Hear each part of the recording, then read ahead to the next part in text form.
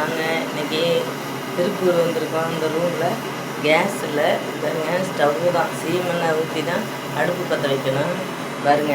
இப்போ தான் அடுப்பு பற்ற வச்சு காலையில் எழுந்திரிச்சு 6:45க்கு அடுப்பு பற்ற வச்சு ஸ்டவ் எரிஞ்சிட்ருக்கு பாருங்க. இது எல்லாம் கேஸ் இல்லை, ரொம்ப கஷ்டம்தான். என்ன பண்ணுறது, கொஞ்சம் கொஞ்சமாக சம்பாரித்து எடுக்கணும். அதுக்கப்புறம் காப்பி வைக்கிறோம் பாருங்கள்.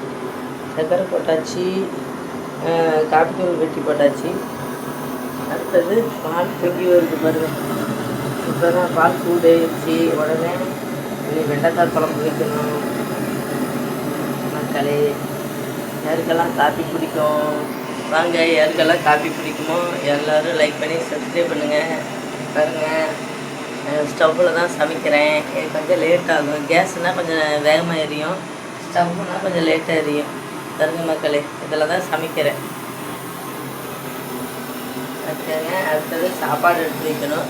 சாப்பாடு வேகிறதுக்குள்ளார நல்லா மறுபடியும் ஒரு 2 தடவை பொங்கி வரட்டும். உடனே எடுத்தாலும் பச்சை வாசம் அடிக்கும் பால், அதனால் பொங்கி வரட்டும். ஓகே மக்களே, இப்போ வாங்க நம்ம காப்பி குடிக்கலாம். அடுத்து இறக்கி வச்சிட்டோமா, அடுத்தது சாப்பாடு எடுத்து வைக்கலாம்.